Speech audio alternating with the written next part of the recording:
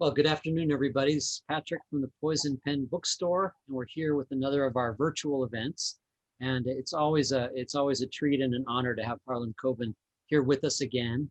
We're going to be talking about his brand new book, Win, and we just happen to have some signed copies. Um, so that'll be cool. And then for those of you watching on Facebook, I'll be monitoring the Facebook feed. So if you have questions for Harlan, just go ahead and put them in the comments field, and I'll pop up from out of the depths about a half hour, 40 minutes in to ask some of those questions to Harlan. And I have Barbara here from her home office, who's going to be doing the program here. So anyway, welcome, Harlan. It's great to see you again, as always. Great seeing you, Patrick. How long have we known each other, dude? It's been several decades. Yeah, it's over 20 years, I bet now. Yeah, it's great to see you. Actually, it may be closer to 30. When did you publish your first book, Harlan? 90, but I don't think I toured you guys till mid to late 90s, probably 97, 98, somewhere in there. Yeah, might have been like that, but we certainly knew who you were from the very beginning, because you came out of the box and won all. I have a list here, a brief list. You won the Edgar the Shameless. You don't have a list. Don't have to do all that. Okay. You don't have a list. I'm holding up my copy because, whoops, got my hands in the wrong place, because I love the title. And the title was almost an inevitable, it seems to me, result of this being the book for Windsor Horn Lockwood III. How could you have called it anything but Win? There's a lot of people who didn't like that title for a while, but it won everybody over eventually, because the people who don't know who Win is will be confused a little bit, but they'll figure it out. So yeah, as soon as I thought of it, I liked it. And it's rare I think of a title. I would say of the 30 books I've written, maybe 6 or 7 I've come up with a title for. So yeah, it was rare. I'm going to drink a toast to you on the advent of Win, and I'm going to correct Harlan because he's not counting. This is actually his 33rd published book. Yeah. Yeah, that's amazing. And you started, right. We started the Poison Pen in 1989, and I think you published your first book, as you said, about 1990, right? 90, yep. I've written about 1 book a year. So I started when I was 7. I'm 40 now. Yeah, it's been a heck of a ride.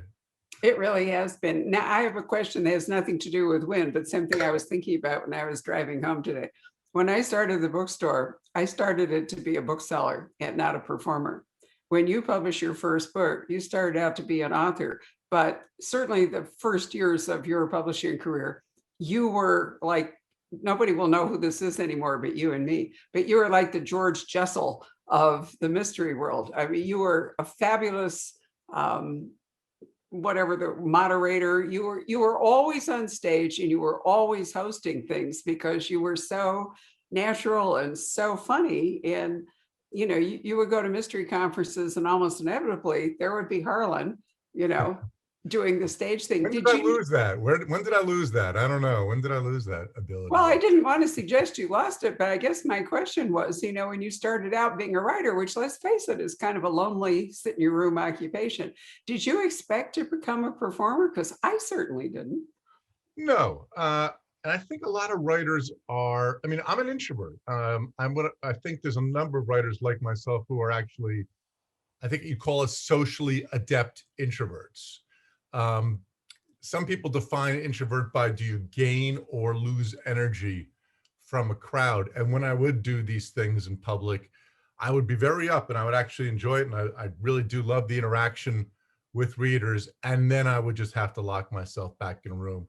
Actually, going to those kind of conferences was really great. They were really great for making me write, because as soon as I got home, all I would want to do is lock myself away and not talk to anybody for days and weeks on end. So it actually works for me to sometimes be so social so that I can feed off of that, or almost a hate feed off of that, to want to get back into a room and lock myself in a room like this and write. That is really interesting dynamic. Now you live with a wife who's a high-powered doctor, 4 kids, and I don't remember how many dogs. So when you say lock yourself in a room, do you really mean lock yourself alone in a room, or what? Well, first of all, my kids now, my youngest is a sophomore at Brown University, so the house is empty, which is sad. But I always wrote outside of the house for that reason. So my best days were taking the kids to school, which I normally did because my wife had a real job, as you just pointed out. And I would drop them off, and then I would find a coffee shop or a library or any place that was working for me for a while. It could be any place. I mentioned in this article, a profile recently, that I was working for a while at a Stop and Shop by the deli counter, coming home smelling like olive loaf, but that was working. And so I do whatever works until it stops working. So it's like I'm riding a horse as hard as I can. Eventually the horse collapses and dies, and I look for a new horse. So rarely did I have a chance, though I did sometimes toward the end of books when I didn't even have time to leave, or I'd be writing 24 or 48 hours straight. I would grow a playoff beard like a hockey player. I wouldn't change or shower.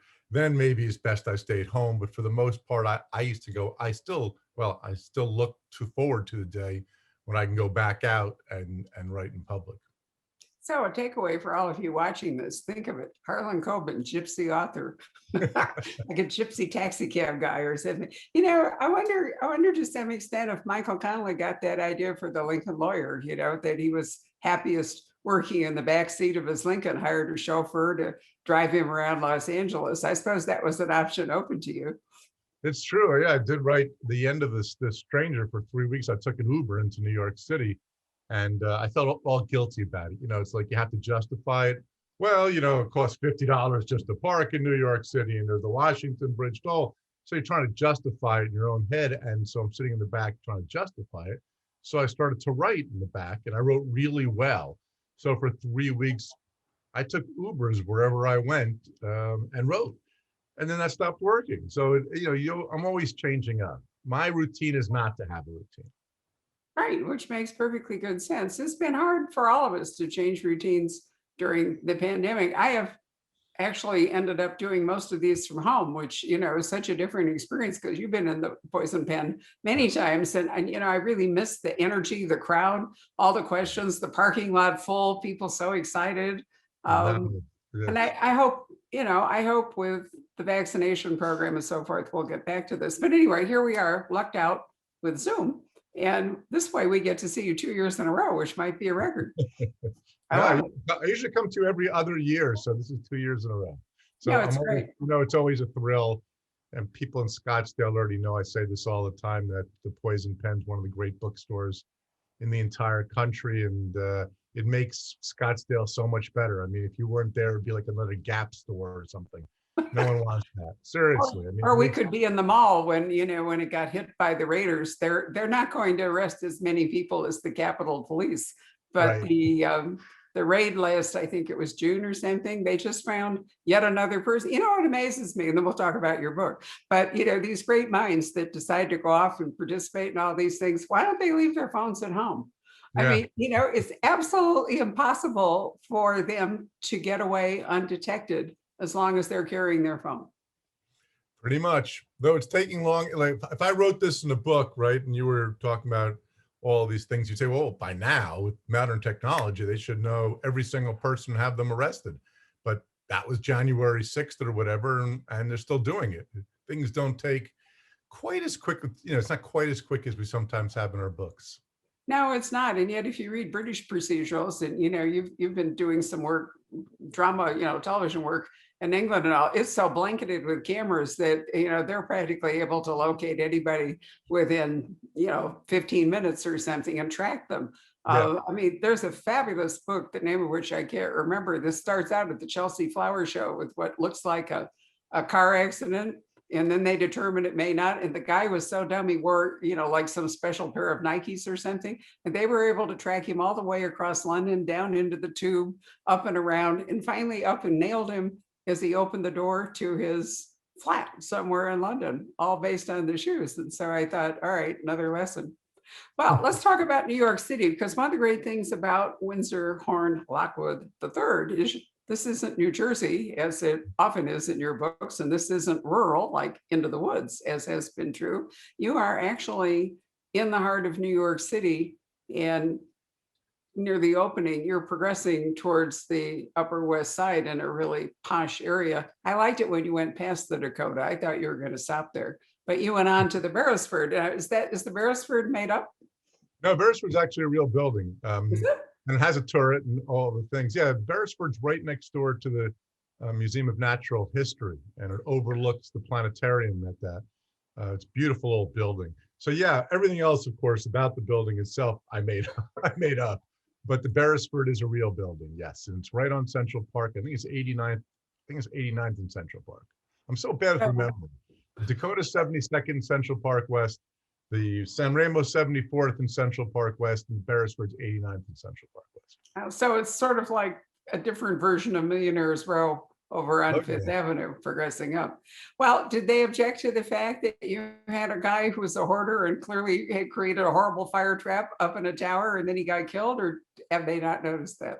We'll find out when the book comes out tomorrow, I guess. I haven't heard anything yet, but you know, I've used the Dakota a lot. I've used the San Remo. I've used a lot of real buildings. I don't really worry about it too much. And you know, it's also over exaggerated, I think, how much you need to do research, that you can't make stuff up. The actual apartment that I'm describing in the Beresford doesn't really exist, but if you go on streeteasy.com, you can see a lot of apartments that are in various New York City buildings, and you can look at them and combine into one that you sort of want to use for your fiction. So that's how it happened. The Victorians had a real penchant for towers. I mean, you can see Victorian houses everywhere, and many of them have cool towers. So why not this one? So your guy is up there in the top, and famously rarely goes out. So then when they finally get in there, why did you decide to have, let me go back here, because you had a good statement in that article that you mentioned when somebody said, what sparked the idea for your latest book? And your answer is, do you remember your answer? So I don't have to read it? Okay. This one had several small sparks. Oh, okay. You remember it now? Yeah, well, it's I thought maybe I was being pithy with a one-liner, but before I start a book, I take notes forever and ever. I have tons of notebooks all over the place.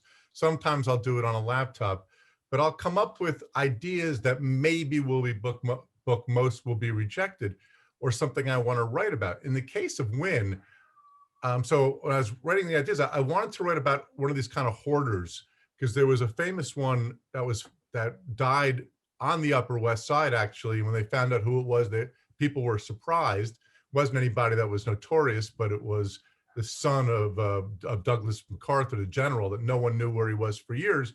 And when he died, they found out he was living up alone in this apartment that nobody knew.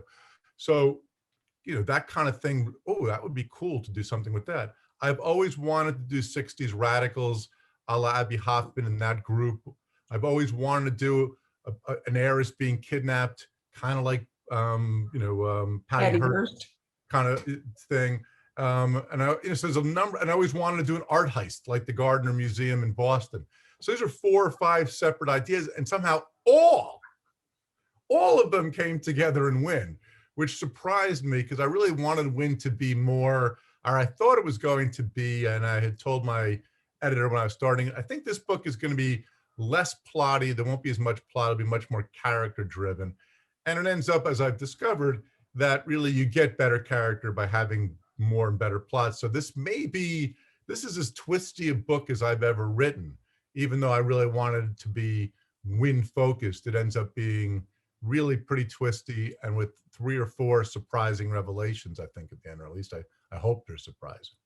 I think they are. And it is a complicated plot, which made it a lot of fun. And I think Wynne is an excellent guide to what goes on here. But let me ask you this. When you decided you wanted to write an art heist, which actually is fabulous, and I've been to the Gardner Museum and seen the empty frames hanging on the walls, and I wonder if in our lifetime we will ever know what happened to that art, 6 paintings, or whether anybody will ever know, as a matter of fact. But anyway, why did you choose the Vermeer? Out of all the artists and whatever it is, Vermeer he is a very small number of paintings that are extant. 34, 35, 36, somewhere in there. Well, for one thing, and I didn't know what I was going to do with it at the time, but Vermeers are mostly small canvases. So if I wanted to do something, which I ended up not doing, but when I'm planning the book, I just love Vermeer.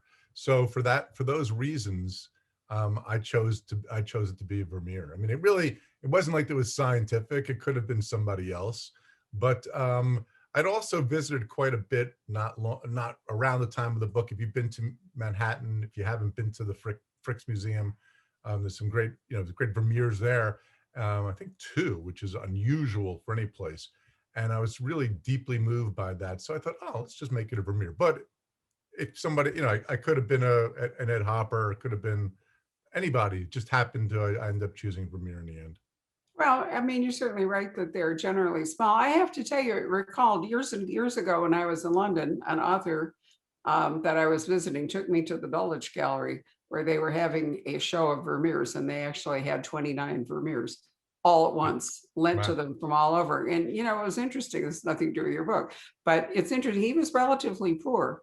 And Yep. what you realized when you saw all of his paintings, or nearly all of his paintings, all together like that, is he only had like 4 props. He had one rug, one table. There was the window.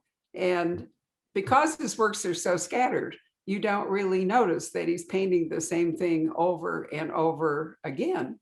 Yeah. But when they were all assembled, they were. But it was also magnificent to see how each time he took the same things and made them different. And a lot of it was the light. Yep. He was big on the light coming into that window. Right. Well, all right. So you answered my Vermeer question. I adore them. So I was kind of hoping that was your answer, but we'll see. So anyway, how do they realize that this guy is dead if he never goes out or whatever it is? What kicked off the idea? I'm not giving away the whole book. People are going to have to read it and find out for themselves how they figured out he was dead. But he's up there in his tower alone, and he's found dead. And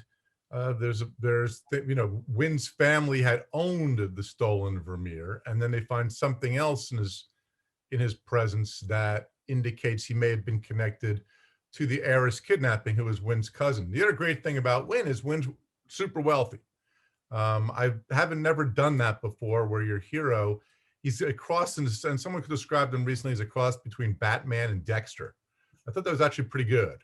Yeah. Not quite, he's not the serial killer, but he has Batman's real only superpower is great wealth, if you think about it, and then training. That's similar to Wynn.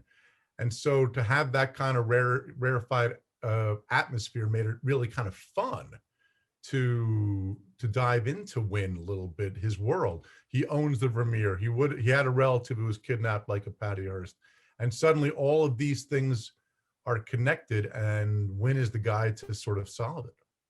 I love all the different things he does. I didn't make my question clear. What all I meant was, how did anybody notice he was dead? I mean, at some point, somebody had to show up at the apartment and discover that he was dead in order to bring Wynn in to find out that it was his. No, we're not going to tell. Okay. So Wynn, let's see. In the course of the book, we see him doing martial arts because he really likes to stay, in training. He's not a really big, muscly guy, right? No, he's got that kind of ropey muscles. He's got quickness. He religiously trains. He's been trained by the best. He's been able to fly to certain countries and certain places and just live there until he mastered these skills. And I think, there's a little bit of everything in life is nature and nurture and all of that. He also is born with an enjoyment of violence. It's something he has to face up to, and I think makes him the anti-hero, but he's fairly honest and self-aware about it. He likes violence. He does not shy away from it.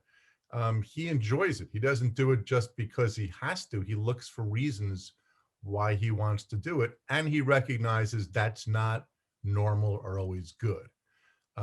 So I thought it's an interesting dilemma. When I created Wynn, it was the early 90s. It was a different world. One of the challenges for me was how to make Wynn still relevant, but not canceled, if you will. I make him a character who would learn, but not really soften. And so those are the things that I think, people are going to read him, and a lot of people are not going to like him. but I hope you're always going to find him interesting and you'll understand where he's coming from. Well, he's not handicapped in his pursuit of different things like martial arts training by having to have a real job. So that helps. He's also able to summon up private planes to go wherever he wants, which is good. But I did think, Harlan, I really enjoyed it. You spent a certain amount of time telling us about fashion, about what Wynn is wearing, which I really liked. You know, normally that comes in more maybe with books where women are being described, but with Wynn, several times we see the whole le tout ensemble, so to speak. Did you have fun with that? I did. It was, Wynn's a very different character for me. Most of my guys are nice guys. They're similar to yours truly in the sense that I'm not a fashion guy. I don't know much about fashion. I don't care. I'm wearing sweatpants now, but then again, so is everybody else out there who's watching. So it's always fun, when you start a new book. I've had lead characters who are women. I've had, ages difference, whatever else. Wynn was just a unique perspective. And what I always find so interesting is how quickly I'm able to get into that person's skin and how much I will eventually relate to them. It doesn't mean I always agree with them. People will always try to say, oh, you must believe that because your characters do. It's not, I don't behave as I would behave, and I don't follow whatever politics I would follow. Wynn doesn't necessarily follow. So, once you get into somebody's head like this, and this book is first person Wynn, I wanted, people wait a long time for Wynn. I wanted to be able to speak directly to you. And once I started it, I tested the voice a little bit in a book called Home, the last Myron Bolitar book. I let Wynn have a couple of scenes from his perspective after 11 books. And then I was just like, character, I hate when they make it sound magical, but a character just sort of starts demanding the stage. And I think after I wrote Home, I knew eventually that Wynn would be able to handle his own book. It was a little nerve-wracking when I first started this book because I wanted to stay in Wynn's head the whole book. And oftentimes I'll do first and third person. I'll mix up viewpoints. I've had books that have about 40 different viewpoints. But here, there was a purity to just hanging out with Wynn. And I think he's a really interesting guy to hang out with for a while. He's unapologetic. One thing I really liked about him, he makes absolutely no apologies for anything that he does, as he's pointing out the brand names of his custom-made shoes or, whatever it all is. But he really does have a moral compass. It might not be yours or mine, but he definitely has his own code of ethics. But one of the things that I thought you were probably, maybe it was accidentally or purposefully, I'm not really sure, but we did get to see Myron through Wynn's eyes, and we got to understand from Wynn's perspective why they are friends and what it is that he loves. And I think he really does love Myron. In a way that you could not show us if it were Myron or a third person describing it. It really needs to come from inside Wynn, from his heart. So I thought, in a way, Myron is in this book, if not actually, but through the various comments and so forth that Wynn makes. And you can see that Wynn is always going to be there having Myron's back. Yeah, I mean, there's no question. I really wanted this to be, if you've never read a Myron Bolitar book, or you've never even read any of my standalones, it's been interesting how many people have not who have read Wynn. You won't feel lost in the slightest. It's been amazing to me that I think the best response I've gotten on the early readings from Wynn are people who have never read me before.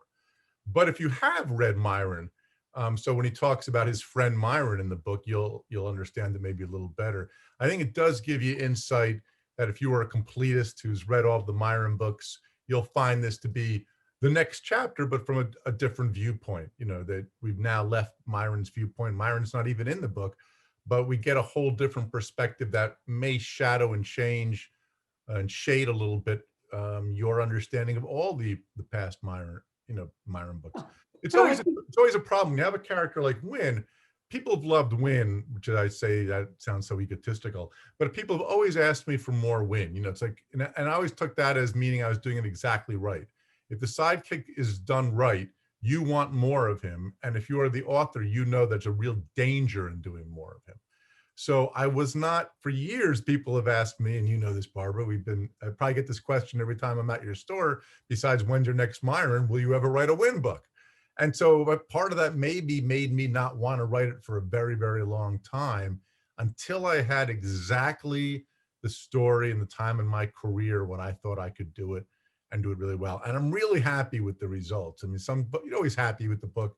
You go through love-hate relationships with books, but the reaction from people who have both who know Wynn and don't know Wynn has been startling. And I think he'll be a hero, and I think it'll surprise you for those who know him, and it'll be a hero that unlike any other that for those who don't know who Wynn is.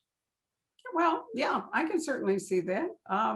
The other thing, I mean, and one of the things you do to make him more alive is that he has a lot of family baggage that in a Myron book, you don't really ever have time to explore. But this book is to a great degree about Wynn's family baggage and how he's going to navigate revelations and so forth that connect with it. So, in a Myron story, there's only so much room. Right. And it's going to be mostly room for Myron and whatever the investigation or whatever it all is. So by giving Wynn his own book, you give him a backstory that is not nearly is much fuller than anything you could have said in a Myron book. And I really like that about him. Families like his with enormous wealth and legacies are complicated. Really complicated, and many of them are centered in New York, where the first, people with huge money oftentimes go to New York because if they're not from New York, because you can make a big splash like the Koch building at the Metropolitan Opera Plaza or, whatever it is, Symphony Hall or something. It's kind of like if you can make it, that Chicago, if you can make it there, you can make it anywhere. It's that New York. That's New York. It is New York. Okay. New York. Right. But anyway, I thought it was, I'm from Chicago. So every once in a while I want to pull us towards Chicago. But, the Lockwood family clearly has generational wealth, a lot of it. And generally, what is the saying behind every great wealth? There's a great crime. Yep. Well, it's also, I'm not a political writer by any stretch of the imagination, but it is something that I wanted to talk about and explore a little bit is sort of how the wealthy see themselves and the blinders that they have on or don't have on. And what makes, I think, Wynn more tolerable when he is talking about money and all that is he gets it. A lot of people who have inherited great wealth, because it's, they can't accept the fact that they were just lucky, right? They have to be special. I can't have all of this money and be this powerful just because of luck or rent. It has to be that I'm special in some way. And so sometimes the people who inherit the money are, well, not sometimes, almost always they're worse than the person who earned it, who got what it really took and understood it. So I thought that was sort of something else I kind of wanted to explore a little bit via Wynn, who did inherit the money, still has his own success, but did inherit the money and he gets it. And is dealing with that issue in and of himself. There's a lot of very wealthy people who just can't handle. You will never or rarely see somebody who has inherited great wealth who will admit that helped them. Somehow it didn't. Of course it did. And it seems to be a fairly poignant time to be picking that out. That's not a major part of the plot, but it's a major part, I think, of what makes Wynn Wynn. His family lives in Philadelphia. They're what we call mainline from the Biddle family, almost came over on the Mayflower. And so if he wants to get from New York City to Philadelphia, he just grabs a helicopter and he gets there in about an hour. So that just changes how you see the world and how you react. And it was really kind of fun. I think people will have a good time seeing this world. And that's a world that I have done some research on and do know some people from. So these are observations and serious discussions that I've had with some people who have this great wealth versus people who have this great wealth, but it's more new. They just had earned it. And it really is quite different.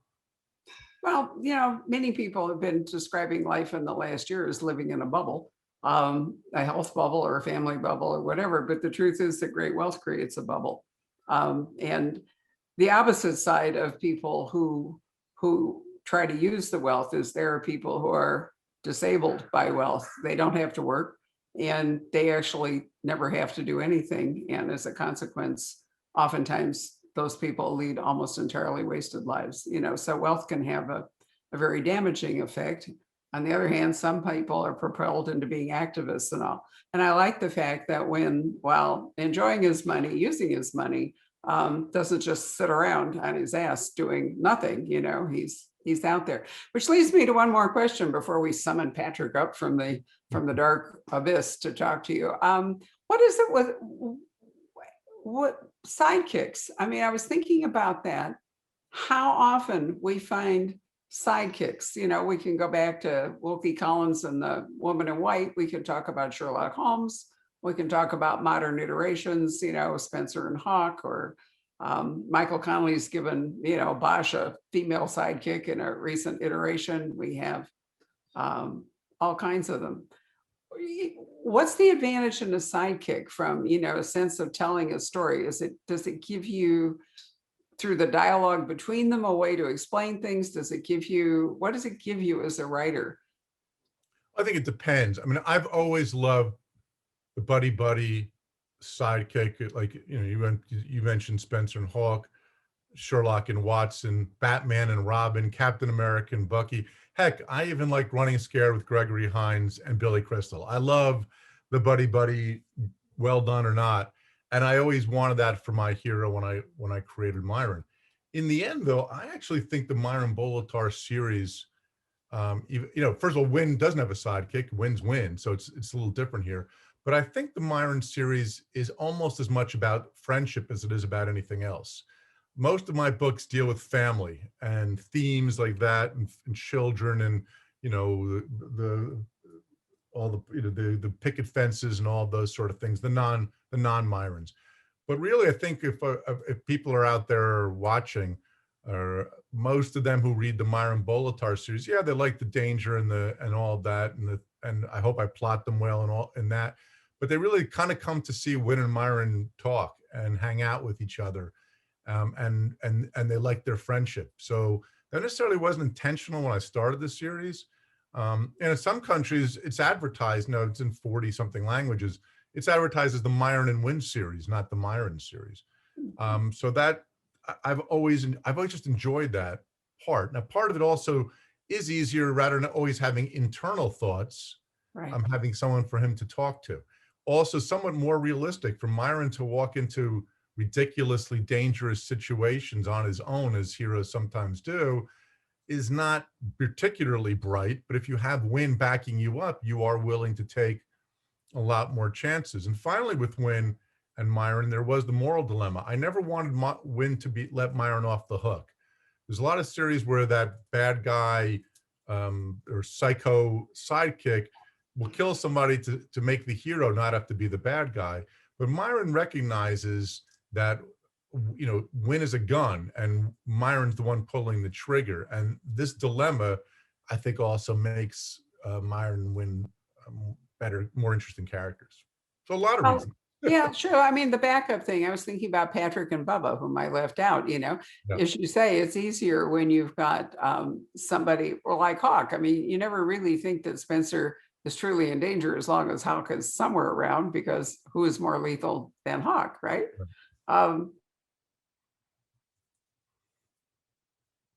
Helpful to have, especially if you're writing in first person, but even in third, it's enormously helpful to have dialogue bring things out in a way that, it's the whole show not tell thing. Or no, I have it back. Yeah, show not tell, right. Would make it easier with a sidekick. I've always thought that Watson was there because there's really no way for the reader to get inside the genius of Holmes unless they've got Watson as kind of a guide. But that's really not the same thing with Myron and Win. No, they developed, I based him off my college roommate, who still is my best friend, who's not what he appears to be, but looks and talks a lot like Win.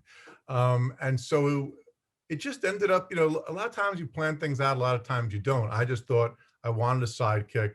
I didn't want the street urban tough that had been done. I didn't want the computer weenie that had been done. So I took this sort of wealthy uptown kind of a guy and tweaked him a bit. But as happens the best times in your writing, he sort of took on a life of his own that I didn't necessarily expect. And it ended up being a lot more about their friendships, a lot more about their conversations while watching a TV show, or about Yoo-hoo or whatever they're talking about. That ended up coming to life more than I anticipated when I started the series. That's not in this book. Wynn has plenty of good one-liners, I think, with other people. And there are some surprises for the Myron Bolitar readers. I won't tell you what they are because they're surprises. But it was really interesting to get into Wynn's head for an entire book like this. And I think it's one of my most suspenseful and one you will read in one sitting, I bet. I like being, you've written so many we now call domestic suspense, but we've been out in the suburbs, we've been in rural areas and all. I really liked, being right in the heart of New York. Maybe partly that's the pandemic, because right in the heart of New York, without the pandemic, you can barely move around. But I did like that. Patrick, come back and join us. But I wanted to ask, because in that article we mentioned, somebody asked you what's your definition of a perfect mystery novel? And I thought that was a really interesting question. Which article are you talking about? You're not talking about the New York Times? I don't know. I found it. No, it wasn't the New York Times. I think it was in one of maybe the Big Thrill or something. Okay. I found it. But anyway, do you remember your answer, or would you like me to read it? Go ahead. Okay.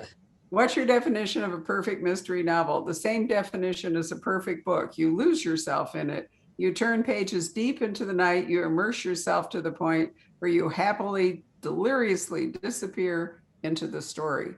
That's what I hope Wynn will do for you. I like that a lot. Yeah, and I agree. I'm glad I said it. Yeah, you did. I like that immersive, I like that one right. Yeah, I mean, a really good book should immerse you to the point where you don't want to come out of it. And if you do come out of it, you want to dive right back into it, which I think you achieved in Wynn. So Patrick, we have questions? Yeah, well, actually, I wanted to congratulate you, Harlan, on the publication of this book, but also on all of your amazing Netflix stuff that you have going on right now. I mean, you've got the poster for The Stranger behind you. That's going gangbusters. And then you've got The Innocent coming up, and In the Woods. So tons going on, not to mention The Five and other things that you've done fairly recently. How do you keep up with all this great activity? And you're heavily involved in most of it, aren't you? I am. The Netflix stuff has just been fun. I think after, a writer, especially one who's worked as long as I have, you spent most of your life locked in a room like this. And every once in a while, it's nice to get out. I love telling stories, and TV, especially with Netflix and streaming, is a fun way of doing it. I couldn't have done this 10 or 15 years ago. When I would talk about doing a TV series, it would be, CBS wants 22 episodes. They each have to be exactly 47 minutes. You have to start the crime in the first 2 minutes. You have to solve it. That really wasn't what I would be my strength or what I would want to do. Netflix gives me the ability to make a show as long or as short as I want to, and just put the whole novel on the screen. I don't do 2-second seasons or anything like that. It's one, I'm not saving anything up. Some shows have been 8, some have been 10, some have been 5. I think the Gone for Good, which will be out later this year, is 5. The Innocent, I think, is 8. So, they let me do it kind of the way I want to, and using great talent from overseas, which I'm having a series soon announced that'll be American, but I really like doing the overseas stuff, finding super talented people in these other countries. This show in Spain, the Innocent, with Mario Casas, who's a wonderful actor, and Oriol Paulo, who's directed some fantastic movies like Invisible Guest. Really, if you think I twist, between the two of us, we're going to pull a hip. Show, and I've seen the show and we've worked on it. We're done now. It's really incredible. I think people are really going to love The Innocent when it comes out. And if you're curious, if you just go to Netflix and you put in the search engine my name, all of the shows should come up. There's 4 right now that are on. that are under my name, and then there'll be 3 more hopefully within a year. Wow, I hadn't heard about Gone for Good. That's awesome. Gone for Good will be out. The next one's The Innocent. That'll be out April 30th. Then Gone for Good. I'm not allowed to say when. And we're working on the same team that made The Stranger, Safe, and The Five. We're making Stay Close right now. So we're filming that right now with Richard Armitage is back, who was in The Stranger. Cush Jumbo, who some of you may know from The Good Wife, is also in it. Jimmy Nesbitt, Eddie Izzard, Sarah Parrish. It's a really great cast, and we've been Siobhan, filming about 3 or 4 weeks, so I'm very excited. then there's Siobhan. What's her- Siobhan Finneran, yeah, who was in The Stranger, and you may know her from Happy Valley and the evil O'Brien in Downton Abbey's first 3 seasons. She's a wonderful actress and a very nice person. I always have to tell people she was so convincing as the evil O'Brien in Downton Abbey. I have to remind people, no, she's really nice in person. What's Stephen Ray like? Was that? What's Stephen Ray like? He was just what you would expect him to be. Yeah. Funny, a little grouchy, but he was wonderful. You know, when we found out we had a chance of getting Stephen to play that role, I had to make a few changes, and I was like, I will do anything to have Stephen Ray in this show. What a joy he was to have with us on The Stranger. Absolutely. Yeah. Well, let me. What's fun about Netflix is, just for people who don't know, like, so they press a button. The Stranger comes out, whatever day it comes out. It's usually midnight Pacific time. They press a button at Netflix, and all 8 episodes go out all over the world. 190 countries, over 200 million subscribers. The numbers are staggering of how many people. I woke up in the morning after that show came out. It was the show had maybe been out 10 hours or whatever. And I can't tell you how many emails I got from people who had watched all 8 episodes already, which is great. You can decide. Is there any way for them to, I'm sure there is, to keep up with how many people started episode 1 and blasted right through them? Yeah. They know everything. They won't tell you much. I know more than I should, and I'm sworn to secrecy, but they know everything. Not only that, if you ever notice with Netflix, but have you ever noticed the poster changes for the show? Like if you're watching a show, you know, maybe if you're watching, for example, if you right now go on your Netflix and you type in my name and Safe comes up or Stranger comes up, sometimes Safe will have a picture of Michael C. Hall. Sometimes it'll have a gate. Sometimes it'll have this picture for The Stranger. Sometimes it'll have 2 men, 2 women, kids, whatever. They're testing to find out which ones, you know, you react to. If you don't like the one they've been showing, they'll change another one. If you're liking shows, probably, for example, like Stranger Things, they'll probably show you more of the kids in the alpaca part of The Stranger because they figure that's what will appeal to you. But if you ever notice that those posters change, so they know quite a bit. Yeah, they're hitting every. To watch it, you know, and that's an important thing when I want to know too. It's like, well, on average, how long did it take someone to watch all 8 episodes? Did it take them a week? Did it take them a month? Did it take them 2 days? So they know all that stuff. Wow. So It's they're hitting really all been a different boon. demographics in their ads. It's been an amazing boon for novels being translated into screens, I think. You know, a movie just never had that, and neither did I remember Patrick and I both talked to Ian Rankin about this, that the rebus never really worked, especially for Ian, because, you know, they would cram a whole book into 47 minutes or something. Right. And I do think that it's fabulous that you can change, as you say, all those different things, make it longer, shorter, whatever, and fit the book and really do it justice in a way that a movie just doesn't. Right. It's much harder. I mean, one I think we are going to make into a movie, but that one I think fits. Some of them don't fit to be series, but most of mine, because they're pretty heavily plotted, 2 hours or an hour and a half is just, it's not enough. So you can change and you add and subtract. And I loved in The Stranger, there was no teenagers story in The Stranger. There was teenagers, but they didn't do anything. So to add a whole story about them at school was really sort of fun to do. I also, I'm never slavishly devoted to text. I know that angers some people out there. Why isn't it exactly the same as the book? And I get that, but that's not me. I'm not going to be your guy for that. It was my idea to change The Stranger's gender It was male in the book. It was Chris was male, and now Chris is Hannah John Kamen. It just worked better visually. It just worked better in the year 2001 and 2000 than it did in 2015 when I wrote the book. So, you know, I'm never slavishly devoted to the text. It's a visual medium. It's different. It should be different. Right. Let me get into some of these questions. I have a lot of people watching. And you know, there are a number of questions about Mickey Bolitar. There's a lot of love for him on here. Any plans to bring him back? For those who are Mickey fans, there's a big surprise in this book involving Mickey's world. I won't say more than that. He's going to be all grown up. Well, what happened is I do age and change characters. When I started Myron and Wynn, they were 28. Now they're in their mid 40s. They've aged slower than I have, but they've aged nonetheless. And in Home, which is the last Myron book I wrote, is really the fourth Mickey book, because Mickey and the gang help Myron out in that book. And so they're getting older. My guess is if Mickey comes back, he will be older. I'm not going to write any more young adult Mickeys. I may bring him to the screen though, so that might be different. But I do not plan, and always remember that I always quote, "Man plans, God laughs."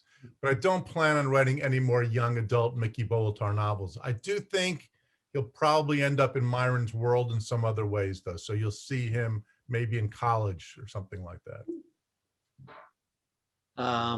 Let's see here. Teresa asks, and you may have already answered this actually, but what does your college friend think of this new book based on Wynn? You know, I haven't let him read it. He helped me with some of the scenes involving the golf. He's a really great golfer like Wynn, and some of the stuff with the WASP world that he helped me out with. So in terms of research, he was there. He's read sections, but he hasn't yet. I did usually send him an advanced copy. I didn't this time. He kind of loves being Wynn because people know it in his world because, I mean, he just looks exactly like Wynn if you ever looked him up. So one time I'm at a book signing in New York and I tell the story of how I created Wynn, and then I end up saying, I don't want to tell you who, but Wynn is actually here tonight. He's in the audience. It took people about 3 seconds to figure out which guy was Wynn. And he had a longer line to sign than I did after the event. So he gets a real kick out of it, and he uses it to intimidate people and get favors. But in real life, he can't fight his way out of a paper bag. That's part of the wet paper bag. That's part of the fiction. That's great. Let's see. Janie asks about. She says, "Is there going to be a sequel to The Boy from the Woods?" That's a really good question. The answer is yes. I'm writing it right now. It's his origin story. So The Boy from the Woods, that book was not about how he ended up in the woods, but this next one is. It opens up with him actually talking to his father, finding his father. So, we dive right into it. But what's really weird, and this is what happens sometimes when you write, the other day I was writing this book and I'm on about page 70 or 80, and all of a sudden the stranger popped up. Because at the end of The Stranger, you don't know what happens to the stranger. And the stranger just popped up. So now this book is kind of a sequel to both The Boy from the Woods and The Stranger. And that'll be out. Hopefully we'll be sitting here in person a year from now. We'll be in the store talking to people about that. How wonderful. So you're always being surprised by things, or often surprised by things you didn't plan on? Yeah. It was just kind of like, it's often having the character. I'm like, okay, who's going to be this person? I'm like, oh, wait a minute. And the stranger left. I bet you that's where they went. So I didn't really think about the stranger escapes in both the book and the TV series. At the end, the stranger disappears, but you'll find out now where the stranger went. So this next book, not only will you find out the origin story of Wild and the Boy from the Woods, but you will also find out where the stranger went after that book was over. One of our viewers here, April, I didn't realize this. She said that your daughter wrote an episode for The Stranger. Yeah. How cool is that? Yeah, she's really talented. She actually came up with most of the teen story. The alpaca story, as we jokingly always refer to it, was my daughter. And most of the humor in that particular thing was my daughter. She's extraordinarily funny, and I really resisted having her work with me. She's written a couple of screenplays for others, but my partner, Nicholas Schindler, who's my partner on a lot of the British productions, said, we need a younger voice in the room. And she gets what we do, and she's funny. And so, she actually is writing 2 episodes, I think, of Stay Close now.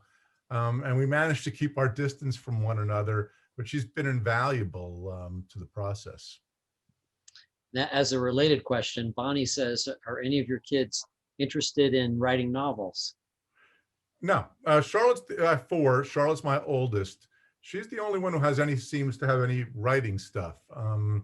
My other kids are more like my wife, more science-based. One is finishing college and doing an internship at NASA, like a rocket scientist. Another one's doing computational biology. They start talking to me about it. I'm like, whoa, Dad, not smart. I don't understand anything you guys are saying right now. So no, they don't seem to have much interest in writing other than Charlotte. And she's TV writing. She likes TV writing. She does not, I don't think she'll want to be novelist.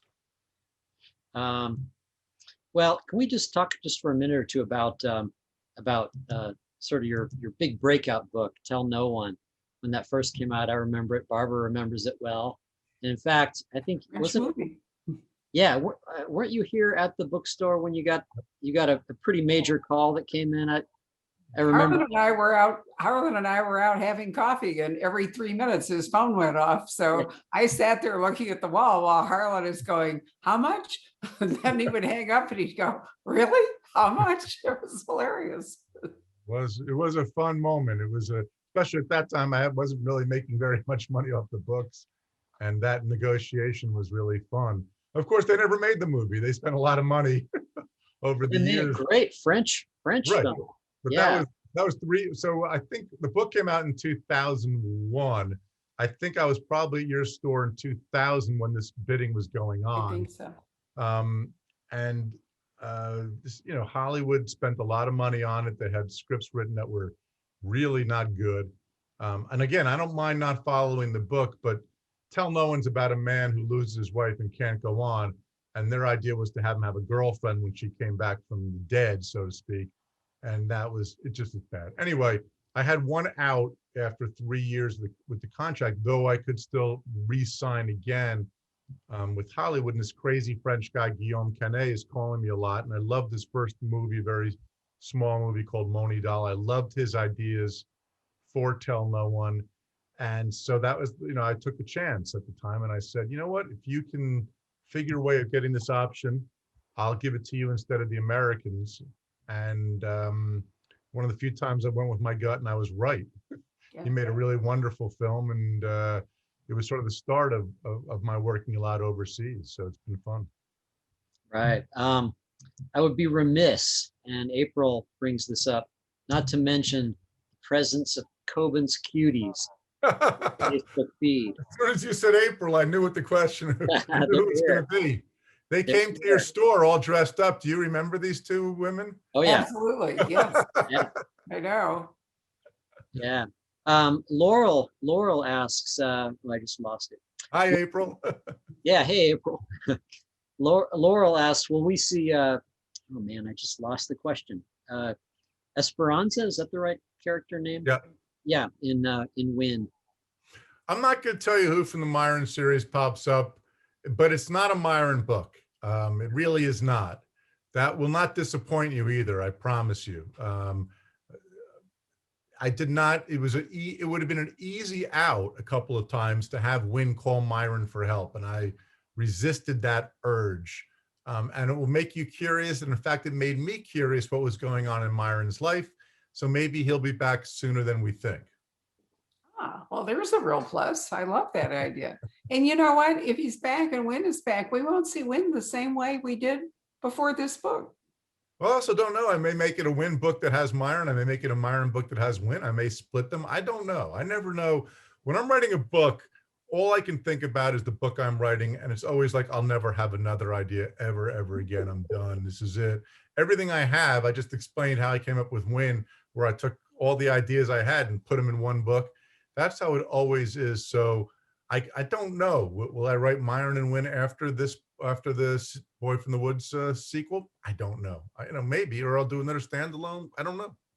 Can you talk a little bit about, I've had some questions. I always paraphrase slightly, but a little bit about your early days as a writer.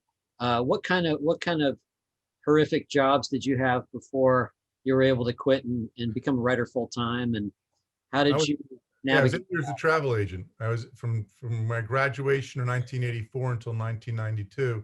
I worked for a family business that was basically a glorified travel agency. Actually called Travel Club. So that was my real job that I had while writing three or four books before, and I didn't leave it. It was sort of like forced out. There's two things I'd tell you. I don't believe in quitting your job to try to be a writer. I think Barbara's spoken to more writers certainly than I have, and so have you, Patrick. But most of the time, when you scratch the surface, most successful writers were doing something else while they were writing. They didn't up and quit everything and get that log cabin and move into the woods. Even Michael Connelly was working for the LA Times, and Laura Littman was working for the Baltimore Sun. And Lisa Scottolini's worked jobs her whole life. Just thought those are off the top of my head. Lee was in TV and forced out. Lee Child was at TV and forced out. Dennis Lehane was teaching. Most people are doing some other job while they're writing, and I highly recommend it. It may have taken, if it took me 12 months to write a book, working full time, maybe it'll take you 13 or 14 months. It shouldn't take you that much longer. You have to fight for your time, but you have to fight for your time anyway. So I'm not one of those guys who says, oh, you quit your job. And no, you should be able to write without quitting your job. And if you're too busy to write without quitting your job, then chances are you're not a writer. That's cruel, maybe sounding, but it's true. No one doesn't have enough time to write. It means there's other priorities that you have that are more important to you than writing. Your tennis game, your sleep, your episode of Bachelor that I know some of you are anxious to get off this line to get to, whatever it is. Mary Higgins Clark, may she rest in peace, who was such a dear friend and lived 2 miles up the road. And Mary, for those who don't know, at the age of 37, had 5 children and her husband dropped dead. The next day, her mother-in-law died. So Mary is left back in those days. So we're going back to the 50s, I think this would have been, or maybe the very early 60s, with 5 kids and had to work full time. So she woke up and she wrote from 5 a.m. to 7 a.m. Then she got the kids up, went to work, and did the rest of her day. So if Mary can do it, don't tell me you can't do it. And if you're too busy for writing, it's okay. That just means you're not a writer. Yeah. So what you're saying is you married well. Oh, I married way above my station. I way outkicked my coverage, like most men, frankly, that I know. Let's see. Paula Silviera Temple says, thank you guys for bringing this event to the internet. My lifelong dream was to participate in one of these Zoom launches live, and I'm so glad it's now reaching me all the way in Brazil. Wow. So grateful. I just wanted to give her a little shout out. I'm sure there's a lot of people from Brazil out there. Yeah. My Brazilian readers are unbelievable. I went down only once. I went down to Sao Paulo for an event, and it was the largest event I've ever had the pleasure of attending. I signed for over 7 hours, and it was just a joy from beginning to end. They treat you there. I thought when I walked out on stage that maybe they thought I was One Direction or something like that. Screaming, yelling, carrying on. They get that excited about writers. I love the Brazilians. I love that enthusiasm. I love how their young people are reading, and it's just great. So I know some of you are out there. Hello, Brazil. Let me just speak up and say, since I do the bookstore Instagram, and not terribly well, because honestly, I don't have time to figure out how to do all the fun stuff on Instagram, but I posted a photo of your books when they arrived at the store, and we had a query from a reader in Brazil who was very sad and, but asked if we could send a book to Brazil. And I would like to say that we can send a book anywhere in the world, signed by Harlan, no problem. But I do want to encourage you to email sales@poisonpen.com before you order it and ask how much the shipping will be. We have no control over the piratical charges that accrue to shipping books overseas. But in point of fact, we are happy to send you a book to Brazil or China or South Africa or any other place, which we actually do every day. We have somebody trained to ship books overseas. It's just that the real secret is don't buy just one book, because one book costs a lot, but cruise around on the website, our website, and select several books, because the extra books hardly cost anything more. Right, and plus they have everybody. They have more signed copies than any bookstore I know. So, and both Barbara and Patrick can also recommend those people who are up and coming that maybe you're missing. So always, Now, Harlan, thank you for saying that, because the truth is we absolutely, I mean, we love talking to you, but I always thought that one of the things that is really crucial is to talk to debut writers who are going to be, the next, who deserves, an audience and support. And we are really knocking ourselves out during the Zoom time to talk to as many debut authors as we can. Oftentimes we make absolutely zero money off it, but that's not really the point. We want to support new writers and encourage new writers. And I will say that there are a lot of debuts coming out this year that many of them got postponed from last year. But if you're watching this, one thing you can do to support debut writers, even if you don't want to buy a book, is just join the Zoom event and listen to them and maybe recommend them to somebody else. Harlan started somewhere way back, Mark Grady started somewhere and pointed out that as we hosted his New York Times #1 bestseller last year, that we were there when he published The Gray Man as a $7.99 paperback. And we have been there ever since. And, it's important. It's really important for us to do that. Yep, very much so. Have you heard anything, Harlan, from Nils?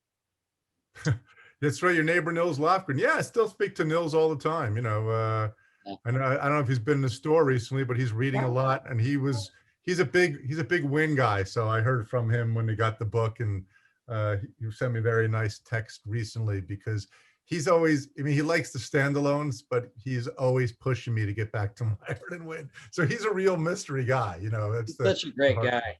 Oh, he's terrific. He is a great guy and a great customer. We're talking Nils Lofgren, who is the lead guitarist for the Bruce Springsteen and the E Street Band, and he lives here in Scottsdale. He's a regular. And when I was there last time I was in Scottsdale, Barbara recommended a really cool little hotel, and Nils and his wife Amy and I had dinner with us. So we all went to that. What's the name of the fantastic pizza place in Scottsdale? The top.